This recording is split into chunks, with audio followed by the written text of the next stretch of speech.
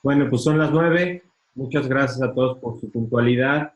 Vamos a empezar nuestro webinar, un webinar más de nuestra serie. En esta ocasión tenemos el privilegio de estar con Helmut Schubert, que es el especialista de soporte técnico para X-Ray en Latinoamérica. Y la presentación que vamos a tener el día de hoy es cuál es el espectrofotómetro correcto para mi aplicación. En este caso tendremos un poquito de todas las industrias y bueno, porque tenemos audiencia de todas las industrias y al final, como siempre, tendremos una sesión de preguntas y respuestas. Perdón, soy Andrés Tamés, les agradezco su asistencia y Helmut, si quieres, arrancamos. Muchas gracias. Ok, muy buenos días a todos nuevamente. Y en esta ocasión la plática es de los diferentes tipos de espectrofotómetros que tenemos en X-Ray y todas para cada una de las aplicaciones que podemos servir. Siempre escoger el instrumento correcto es muy importante para obtener las respuestas correctas y cumplir también con la normatividad en un momento dado, si es que se tiene que cumplir con alguna. Lo más importante es saber qué tipo de material estamos midiendo. No es lo mismo medir una pieza plástica que un textil, que una pintura, que una aplicación gráfica, que una aplicación automotriz. Tenemos que ver si nuestro material es liso o es texturizado, si este material tiene brillo o es mate, si queremos tener un valor de brillo correlacionado o si nada más necesitamos tener la parte de color. En muchas ocasiones, por ejemplo en textiles, cuando tenemos diferentes estructuras en un tejido, queremos ver el color de esa parte tejida únicamente, o tenemos un color sólido como si fuera una pintura, o tenemos como en un plástico que tengamos una textura, o un cuero que tengamos también una textura, un gofrado, por ejemplo. Entonces, varía mucho dependiendo del material que nosotros estemos manejando, el tipo de instrumento correcto con el que debemos medir. También otro factor que nos puede afectar es el trabajo de blanqueadores ópticos. Los blanqueadores ópticos los vamos a tener primordialmente en la industria textil, pero también se debe considerar en el papel. Muchos papeles, o más bien dicho, la mayoría de los papeles traen blanqueadores ópticos, y ahí también tenemos normatividades como la norma TAPI para tener los índices de blancura, esta blancura es dada por un blanqueador óptico. Entonces, es muy importante saber qué material se está midiendo. También existen diferentes tipos y métodos de medición. Por ejemplo, ¿no es nuestro material opaco o es transparente o translúcido?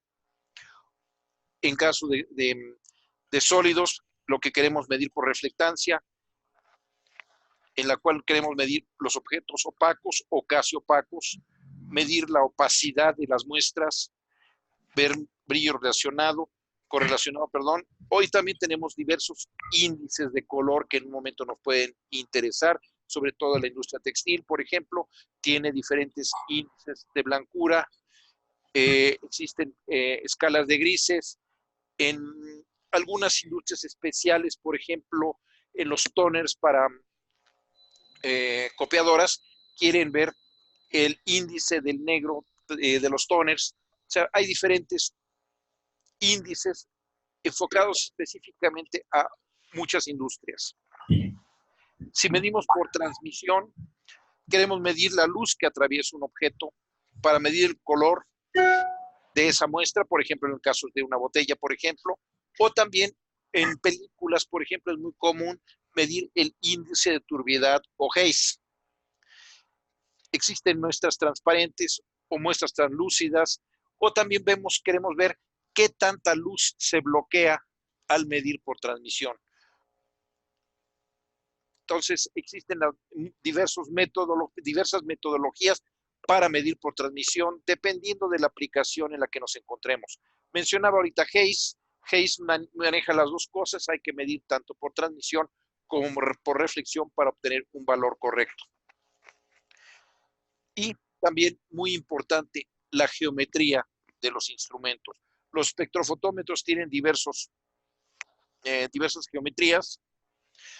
Geometrías, por ejemplo, muy comunes es la 045 o 45-0, en la cual la fuente de luz está a 45 grados y el fotodetector está en la normal, o también puede ser al revés, como lo tenemos en algunos modelos también de extra, ya ahorita un poquito más viejos, pero donde está justamente invertida este sistema, pero sigue siendo válido y correlacionable uno con el otro.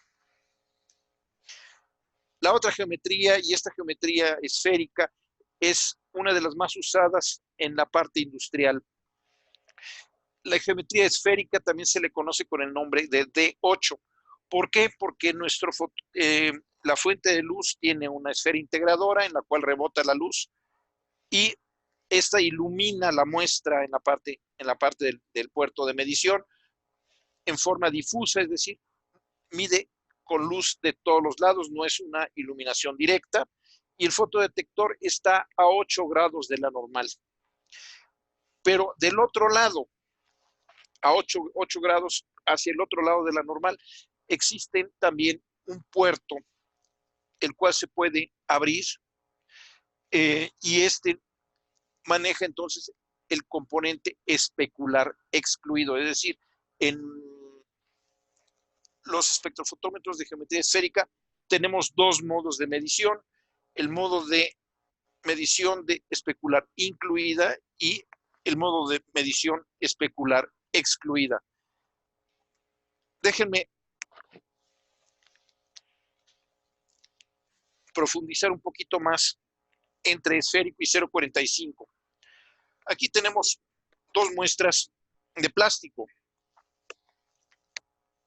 Es el mismo plástico, tienen el mismo color. Nuestro ojo, la parte texturizada la ve diferente que la parte lisa, brillante. Si lo mido con un instrumento de geometría 0,45,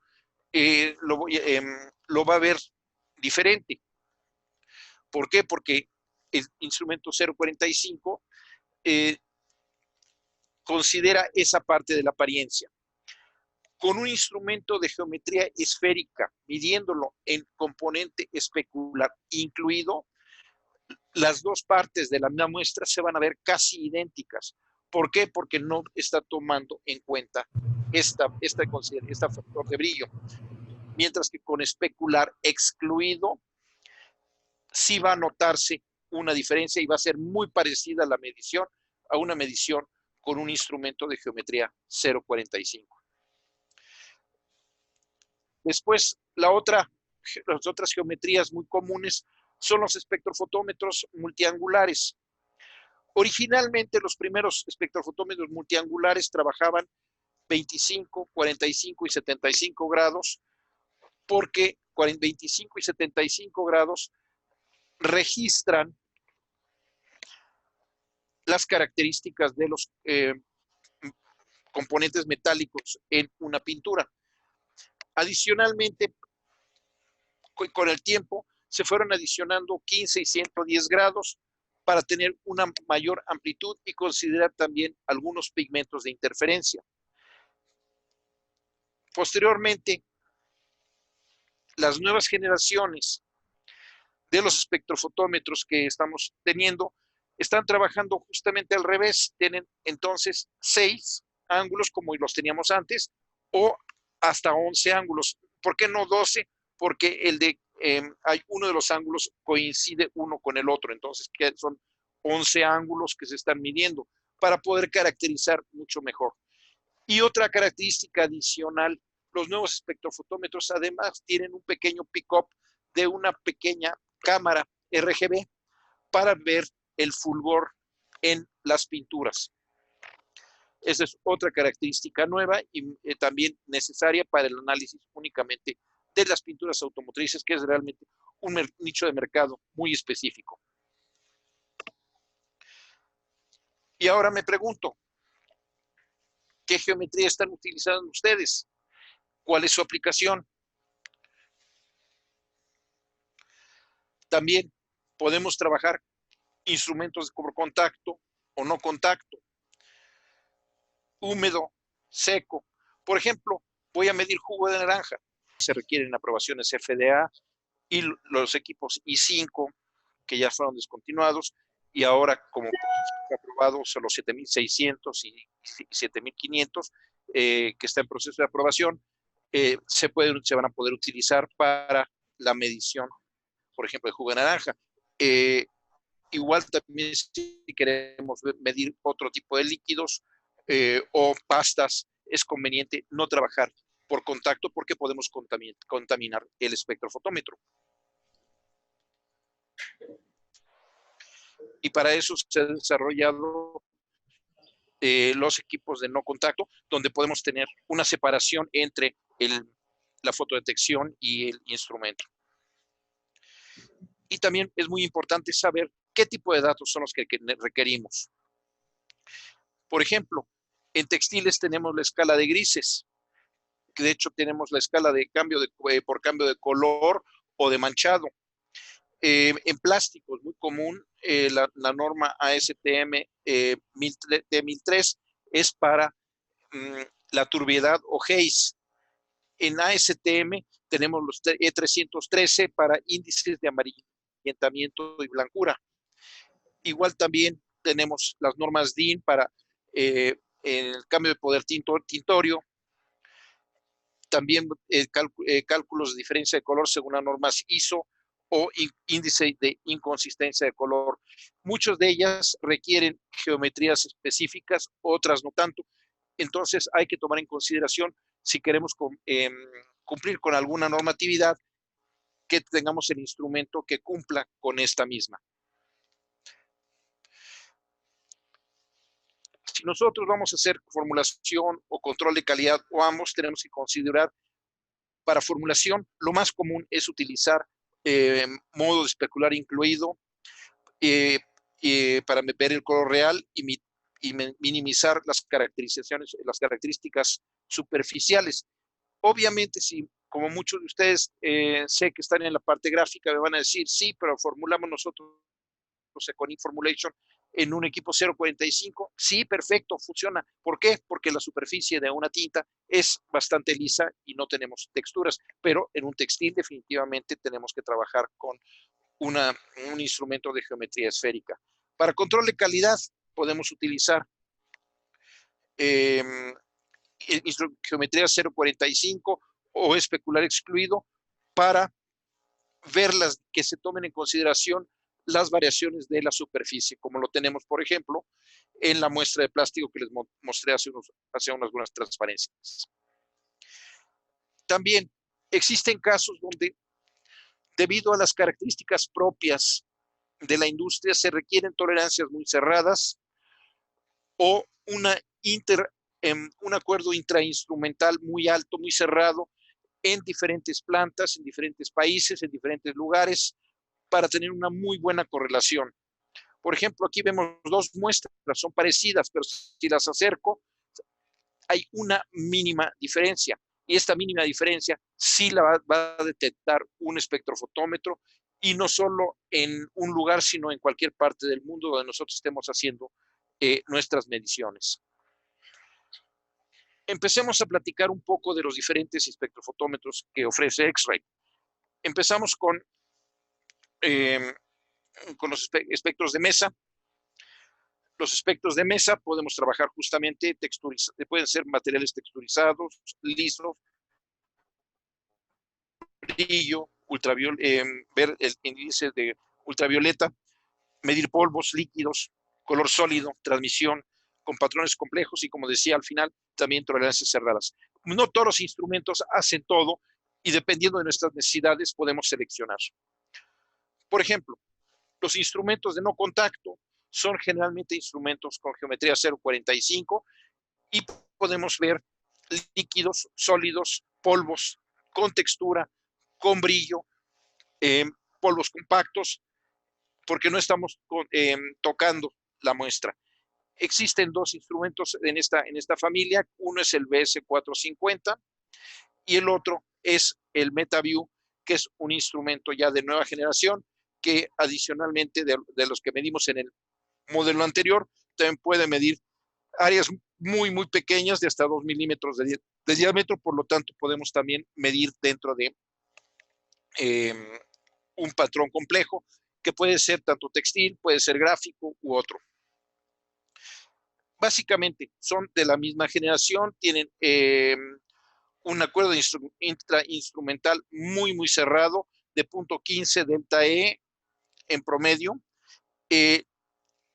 La iluminación es de 12 milímetros, pero podemos medir muestras en el BS450 de 12 y 6 milímetros, y en el MetaView puede ser incrementos de milímetro a milímetro desde 2 milímetros hasta 12 milímetros. Podemos ajustar la apertura de medición. Después tenemos uno de los instrumentos más comunes, es el CI 4100, muy usado en la industria de pintura, sobre todo para punto de venta. Es un instrumento que únicamente mide reflectancia y podemos medir sólidos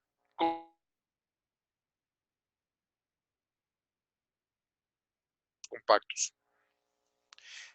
Después tenemos el 4000, el CI 4200, que tiene dos formas, con V o sin V.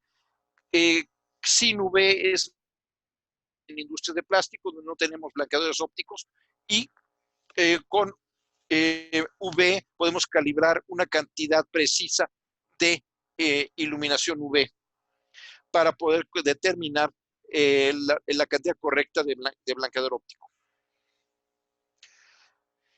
Dentro de los equipos ya más grandes de mesa, empezamos con el más sencillo, el 7500, el cual únicamente mide reflectancia. No podemos medir transmitancia con este, y tiene las mismas características de los anteriores, pero el acuerdo intrainstrumental es mucho más cerrado.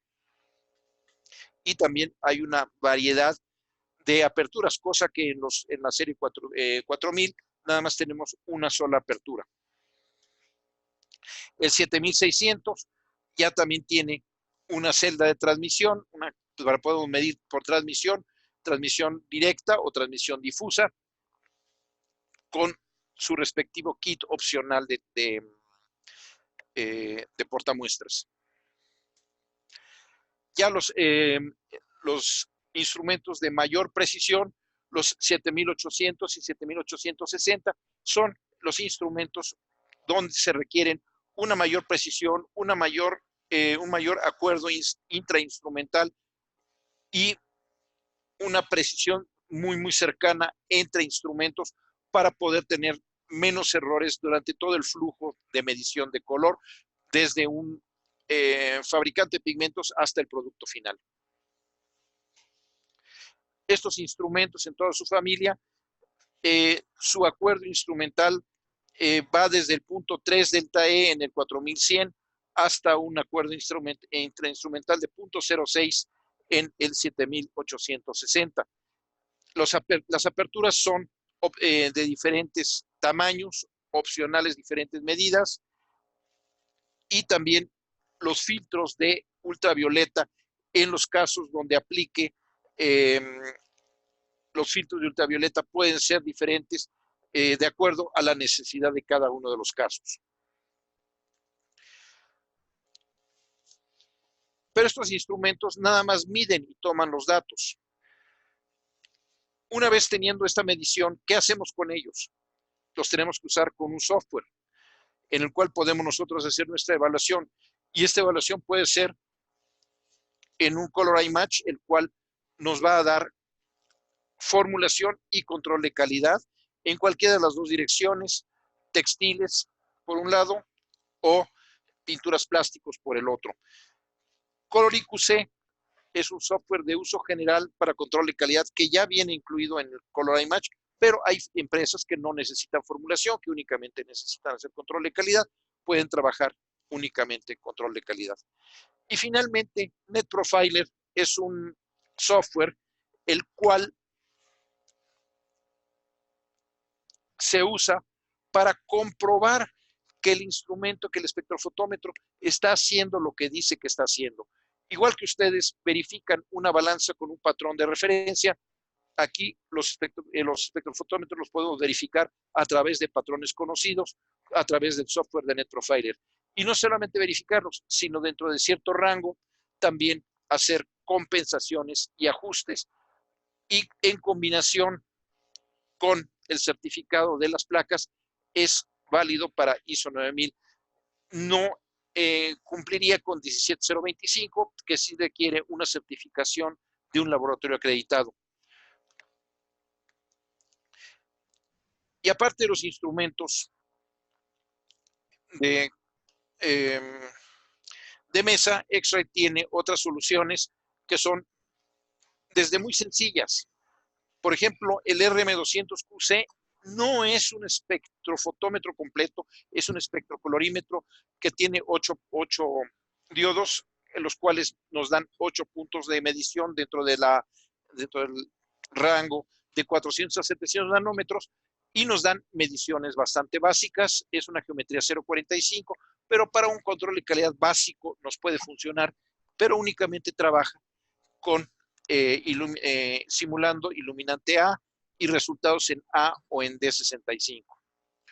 Otro instrumento muy común es la familia 6X, que puede llegar desde los más sencillos para la industria textil, para clasificación de rollos, el 60, el 60, que no conecta con ningún software, sino únicamente da resultados en pantalla, al 662, que tiene 2 aperturas posibles, pero nada más una instalada, y el 664, que tenemos la intercambiabilidad entre 2 aperturas. Por otro lado, mencioné yo hace rato las geometrías multiangulares. Para eso tenemos la familia MAT, que es el MAT6 y el MAT12, que miden en diferentes ángulos y nos tienen también la cámara interna para medir el fulgor. Y para la parte 0.45, primordialmente se utilizan los espectrodensitómetros en la parte gráfica, y todavía no lo tengo aquí en imagen, pero todavía sigue vigente la familia 962, 964 para la parte de geometría 0.45 en la parte industrial. Y aprovechando las capacidades del EXACT, se puede montar en una mesa semiautomática y podemos nosotros medir barras de control, como se utiliza mucho en las partes de impresión offset. O también espectrofotómetros totalmente automáticos, que es la generación IntelliTrax 2. Y nuestra nueva familia ColorCert. El ColorCert es básicamente un control de proceso que puede venir desde el control del dueño de marca a través de la configuración remota y la supervisión remota de los resultados y la calificación de los trabajos, que puede ser en el control de proceso. Y ColorCert QA es un software el cual es un nuevo paso en la parte de control de calidad de color, únicamente en la parte de sustitución de los softwares antiguos que nosotros teníamos. Y obviamente no podemos olvidar que también en artes gráficas usamos el NetProfiler, el Color IQC Print y, muy importantemente, el software de tintas, que es el Ink Formulation, el cual se utiliza muchísimo en las aplicaciones de formulación de tintas. Por eso no lo mencioné en el Color iMatch. Sí, es una aplicación totalmente separada. Otro factor muy importante dentro de los productos X-Ray es la iluminación. Y la iluminación es muy importante por el hecho de que un mismo producto bajo una iluminación diferente, como en este caso de los 3 platos, son los mismos platos, pero que se ven diferente dependiendo de las diferentes iluminantes que lo que estemos viendo. Y podemos tener desde cabinas de luces como la Hue QC, que tenemos aquí el mismo caso, cómo se ven los productos bajo diferentes fuentes de luz. La iluminación Pantone de las cabinas Pantone de 3 y 5 iluminantes, las cuales obviamente por el nombre son primordialmente usados en la industria gráfica. Y también muy importante por parte de X-Rite es la capacitación.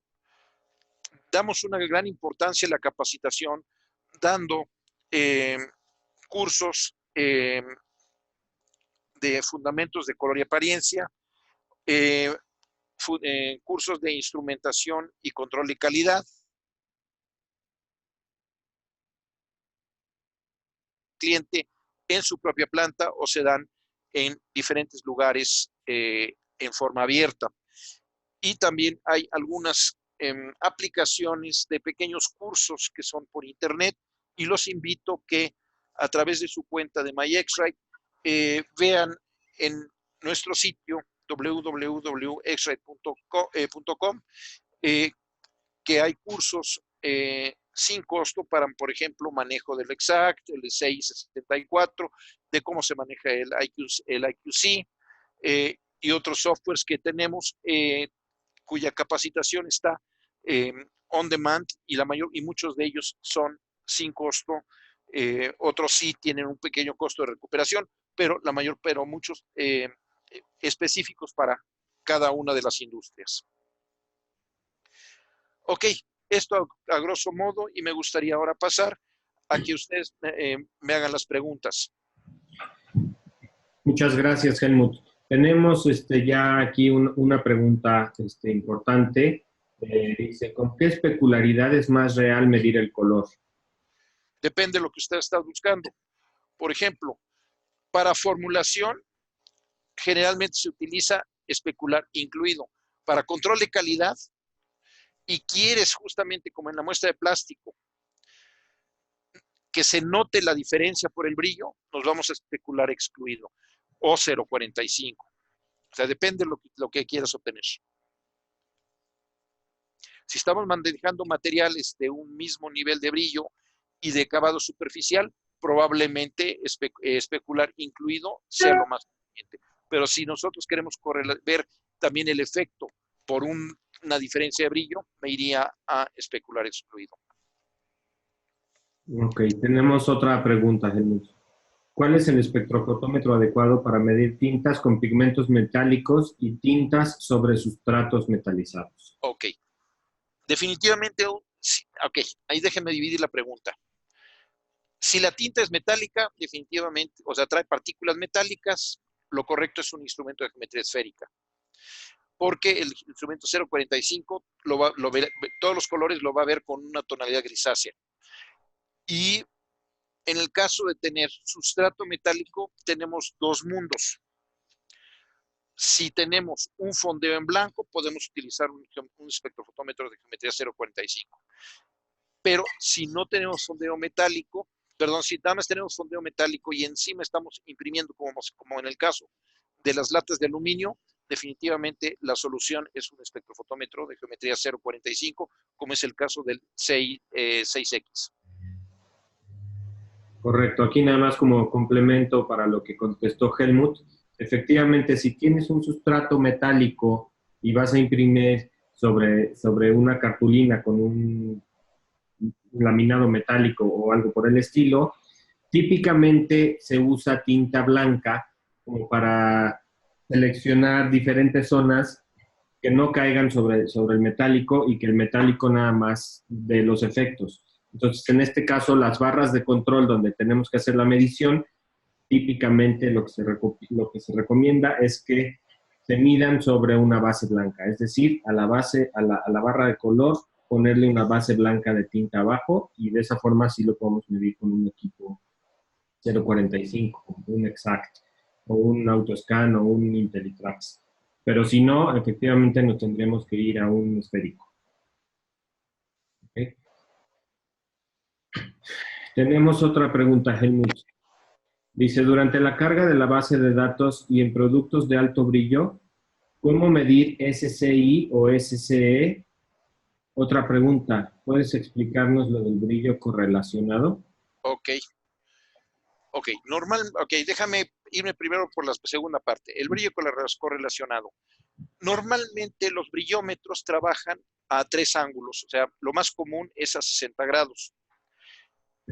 Y existen otros brillómetros que trabajan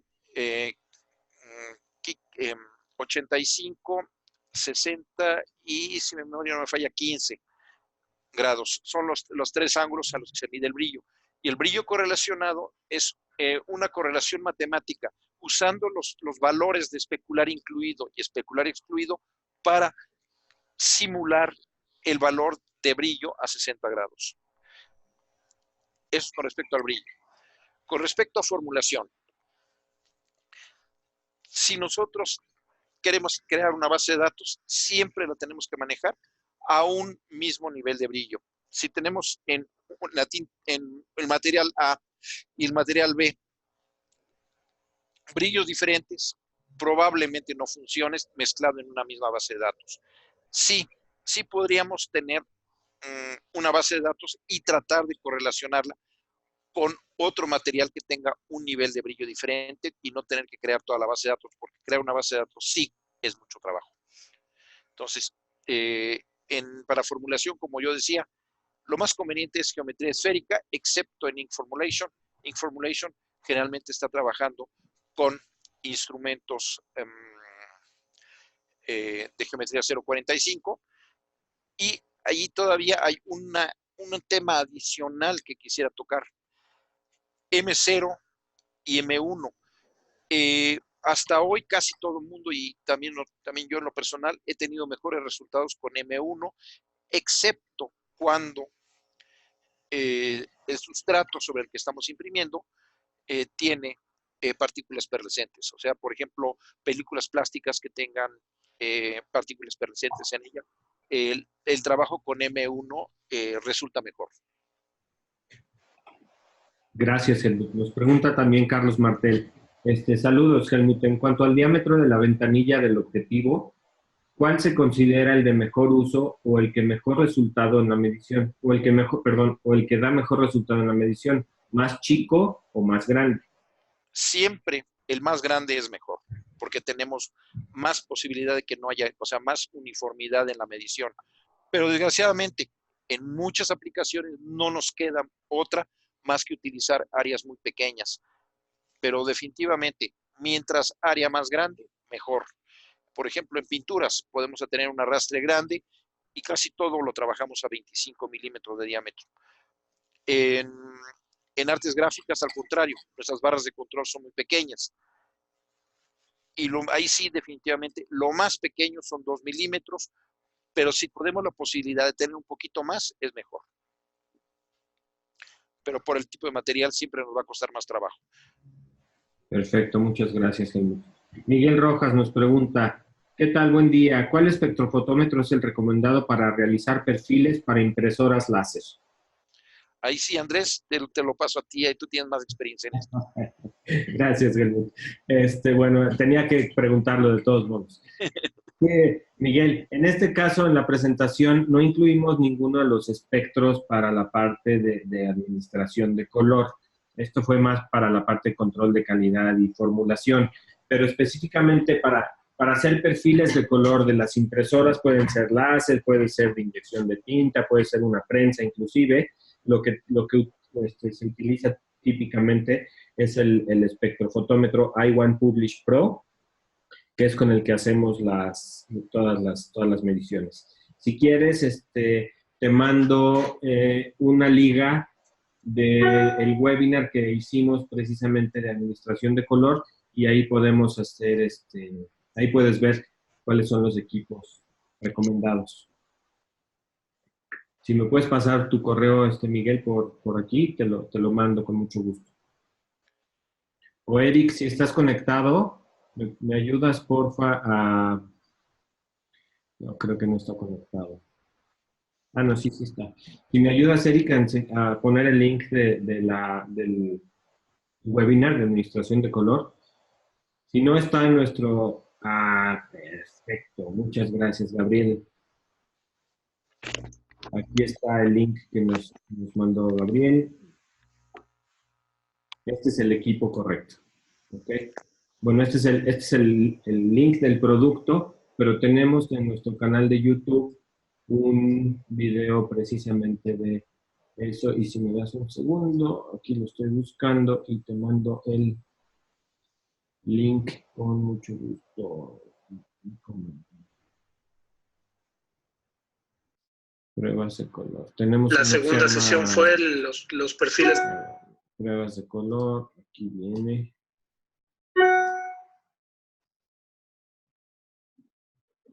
Ok. De cualquier forma, para los que no estén enterados, tenemos nuestro canal de YouTube donde tenemos todos nuestros videos de los webinars que hemos dado. Entonces, con mucho gusto se los compartimos para que los puedan ver. Se los pongo aquí en el enlace, en el chat. Ahí pueden accesar a ellos. ¿Alguna otra pregunta?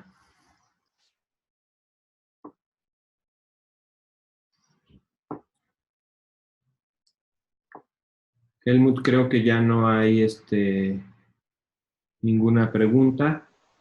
Pero bueno, recordarles a todos que estamos disponibles. En